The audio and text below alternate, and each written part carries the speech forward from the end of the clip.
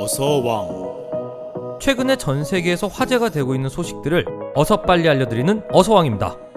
첫 번째 뉴스는 주일 러시아 대사관에 올라온 사진들 때문에 일본이 발칵 뒤집혔다는 소식입니다. 일본은 오래전부터 일본의 침략 전쟁이 아시아 국가의 독립과 근대화를 이끌어왔다는 미화를 해왔습니다. 그 대표적인 것이 러일 전쟁이었습니다. 일본은 실제로 러일 전쟁을 통해 한반도와 중국 침략을 본격화하고 한반도를 강제 병합해 물자 수탈과 노동자 및 위안부 강제 동원, 강제 징병 등의 만행을 저질렀지만 지금에 와서는 어떤 반성도 찾아보기 힘든 상황입니다. 아베 총리는 전후 70년을 맞은 2015년 담화에서 이렇게 말했습니다. 식민 지배의 파도는 19세기 아시아에도 들이닥쳤으며 그 위기감이 일본의 근대화의 원동력이 됐다. 러일 전쟁은 식민지 지배하에 있던 많은 아시아와 아프리카 사람들에게 용기를 북돋아줬다. 이 같은 어이없는 태도에 러일 전쟁의 대상국이었던 러시아가 일본인들을 공개적으로 저격하고 나섰습니다. 2차 세계대전에서 일본이 패망하고 항복하게 만든 것은 핵폭탄 때문이라는 주장이 일반적이지만 사실상 가장 결정적인 역할은 러시아가 만주에서 일본에게 뼈아픈 패배를 안겼기 때문이라고 보고 있습니다. 주일 러시아 대사관 트위터에 최근 이 같은 내용의 글과 사진이 올라왔습니다. 관동군이 괴멸하고 본토에서의 군사 경제적 토대가 없는 상태로서 일본은 현실적인 위력과 전쟁을 계속할 가능성을 상실했습니다. 적군의 총 8만 4천 명이 희생되었고 64만 명 이상이 포로가 되었습니다. 목적은 달성되었습니다. 만주작전은 제2차 세계대전에서 붉은 군대가 수행한 작전 중에서도 매우 성공적이었습니다. 이 같은 글을 올리고 사진에는 불태워지고 짓밟혀진 우길기가 보였습니다. 이것은 주일 러시아 대사관에서만 한 것이 아니고 러시아 외무부 트위터에서도 게시되었습니다. 1945년 8월 8일 소련은 동맹의 의무를 다하면서 2차 세계대전을 끝내고 소비에트 극동 국경들에 대한 위협을 제거하기 위해 일본의 전쟁을 선포했습니다. 이 결정은 일본의 저항을 상당히 감소시켰고 전쟁의 종식을 가속화했습니다. 이 내용은 주 미국 러시아 대사관이 리트윗하고 또한 주 남아공 러시아 대사관을 러시아 외무부가 리트윗했습니다. 마지막으로 러시아 외무부 트위터에는 역사로부터 배우지 못한 사람들은 그것을 반복하게 될 운명입니다 라고 쓰여져 있었습니다. 네티즌들은 이 같은 게시물을 보고 일본을 때려잡는 불공국이라며 통쾌했습니다. 한 게시판에는 러시아가 일본하고 대화할 때 쓰는 전용 통역기가 있다고 했습니다.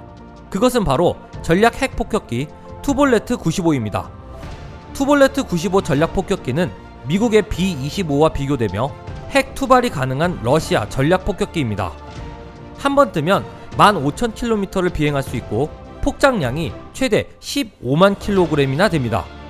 무엇보다 인류가 만들어낸 가장 강력한 무기라 불리는 수소폭탄을 유일무이하게 실제로 떨궈본 경험이 있는 폭격기입니다. 일본은 러일 전쟁 이후 쿠릴 열도 중 4개 섬에 대한 지배권을 2차 세계대전에 패배하면서 다시 빼앗겼습니다. 이후 일본은 틈만 나면 그 섬들을 자신의 땅이라고 주장하며 러시아와 대치하고 있습니다. 일본은 쿠릴 열도의 영유권을 가져오기 위해 1855년 이후 러시아와 4차례 분쟁을 치렀습니다. 2차 세계대전 이후 샌프란시스코 강화 조약에 따라 쿠릴 열도에 대한 모든 권리와 소유권, 청구권을 포기했지만 이후에도 지하 자원이 풍부하고 전략적 가치가 높은 쿠릴 열도를 일본이 포기하지 않았습니다.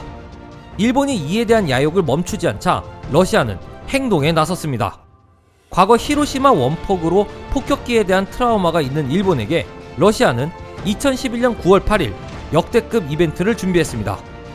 당시 일본 총리가 후쿠시마에 있었는데 시찰 시간에 맞춰 핵폭격기를 후쿠시마현 인근 상공을 비행한 것입니다. 이 사건 이후 쿠릴 열도에 대한 일본의 망언이 극도로 줄게 되었고 쿠릴 열도를 대부분 일본 측 표기를 받아들여 북방 영토 분쟁으로 표기하는 게 대부분이었으나 이때부터 쿠릴 열도로 표기하는 경우가 늘어났습니다.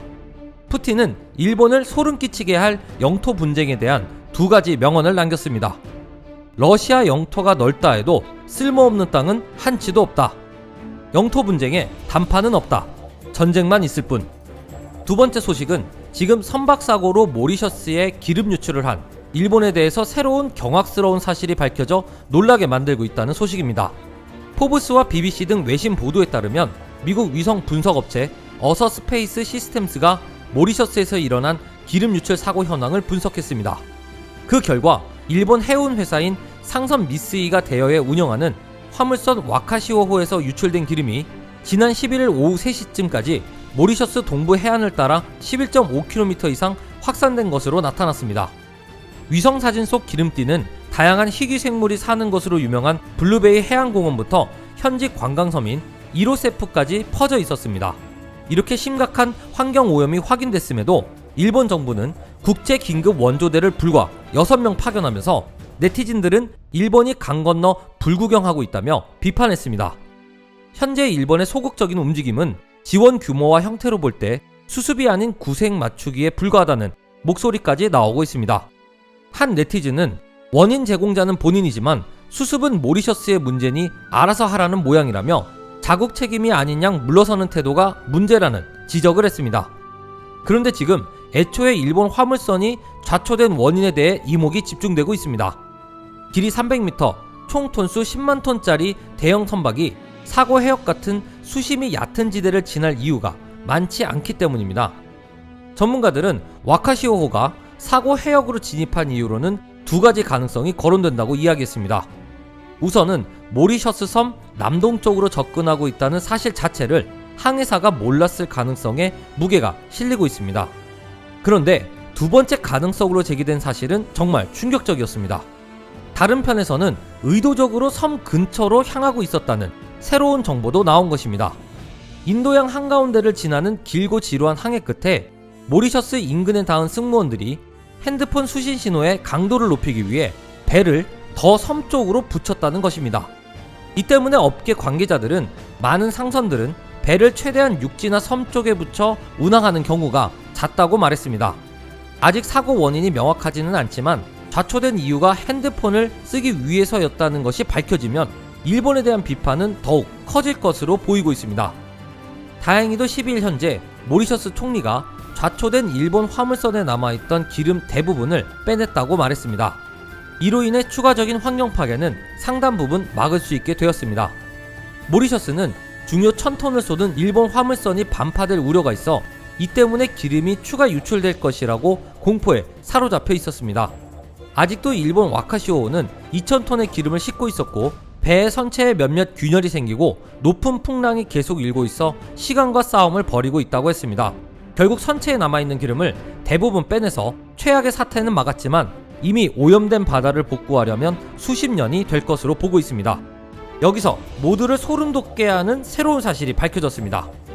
모리셔스에서 기름 대참사를 낸 일본 해운사 MOL은 이미 2013년도에 인도양에서 선체가 두 동강이 나서 침몰한 사건을 일으킨 적이 있었습니다. 이번에 사고를 낸 MOL은 7년 전에도 선박이 두 동강이 나서 일본 조선업의 신뢰가 무너지게 만드는 계기를 만들기도 했습니다. 당시 MOL 컴포트1은 일본의 미쯔비시 중공업이 건조한 포스트 파나막스급 컨테이너선이었습니다.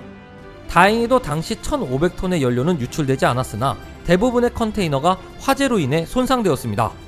모리셔스에서 유출된 기름으로 인한 피해 복구는 쉽지 않지만 현재 자원봉사자들이 수작업으로 기름을 걷어내고 있는 상황입니다. 군인들뿐만 아니라 주민들까지 바다로 나와서 기름 제거 작업을 도왔었는데 이제 시민들은 자신의 머리카락을 기부하고 있습니다. 머리카락이 물속의 기름을 흡착하는데 효과가 있기 때문인데요. 자신의 머리카락을 기부하겠다는 사람이 늘자 모리셔스의 미용실에서는 아예 돈을 받지 않는 곳도 등장하고 있습니다. 잘라낸 사람의 머리카락을 나일론 스타킹에 채워서 오일 펜스를 만들고 해안에서는 기름을 빈 드럼통에 담는 작업도 계속해서 진행 중입니다. 모리셔스 총리는 사고가 난 배를 소유한 일본 나가사키 시선에 배상을 요구할 것이라고 거듭 밝히고 있습니다. 천국 같던 모리셔스를 기름 지옥으로 만든 일본은 책임을 져야 할 것입니다. 지금까지 어서왕이었습니다.